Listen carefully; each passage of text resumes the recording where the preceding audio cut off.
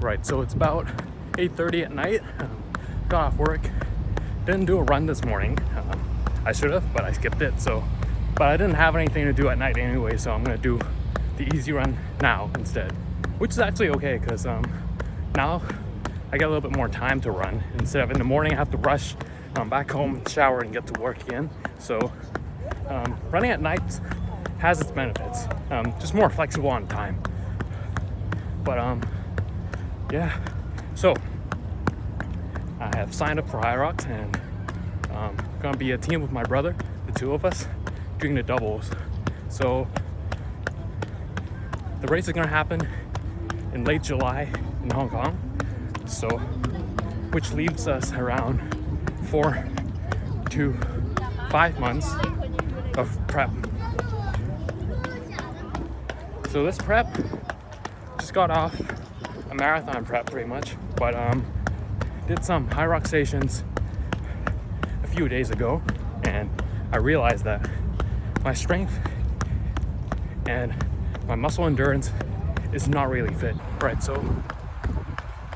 I'm gonna have to focus a lot more on strength, so low reps and heavier weight for the majority of the first block of this HYROX prep. So I'm trying to gain more strength and endurance.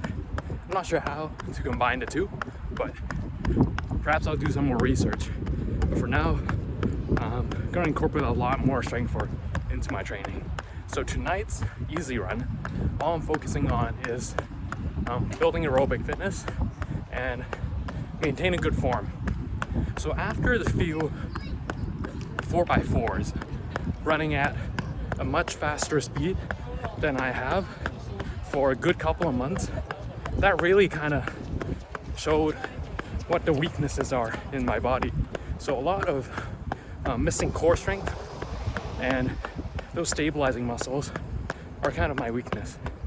So during the 4x4s, I could remain, I could have the heart rate at a reasonable beats per minute, but I just couldn't get fast enough to get my heart rate into zone 5. So I just didn't have that kind of power to go fast enough to get my body that kind of stimulus for the 4x4 to be actually beneficial. So I kind of identified some flaws in my running, which is the lack of power. The aerobic fitness is there, but I don't have the explosiveness to get to a certain speed for now. So right now, in this easy run, the main thing I'm trying to fix in my form is to loosen up my arms a little bit. So having the arm here at more or less a 90-degree angle. So before, I had my arms sort of shrugged up, having this very small angle, just because I thought running very long distances, you don't really need to use your arms that much. But when you're going fast, the arm string gets a lot more important. So now I'm gonna have to focus a lot more on upper body strength, get some more muscle there, so that my body's a little bit more balanced, and I can use my arms more to gain more momentum. So the proper running form at a 10K pace should have the arm going back out so that it draws a 4 with your body. So that's something I'm gonna try to work on, open up my stride a little bit more with my upper body as well. So hopefully that will get me a little bit more speed in my top end speed. Another thing I noticed in today's run is that even though my perceived exertion is around the same and my heart rate's around 150 something, which is my usual easy run heart rate, my pace got a lot slower. I'm not sure why. It might be because I'm doing a lot more speed work and some strength work over the week, but yeah, my easy pace is just a little bit slower than usual today. So even though like my body feels the same and the running and everything feels sort of the same. I know pace is not a concern during easy runs, but it's also important to figure out like what are the influences on me that's causing a little bit slower pace. So thinking about the influences that's causing me to have a higher heart rate than usual or have a slower pace than usual is also important, so I can know what to keep track of. So some of the things that I think might have been paying a flack. So some of the things that I think might be playing a factor in my pace or my fitness in general, not fitness I should say, performance, it's just going to be cumulative fatigue over the week. So I'm doing more strength work, higher intensity, at higher speeds, I mean. And it's just my body might not be adapted to that sort of speed yet, so it needs a little more time to recover. So that might be one thing.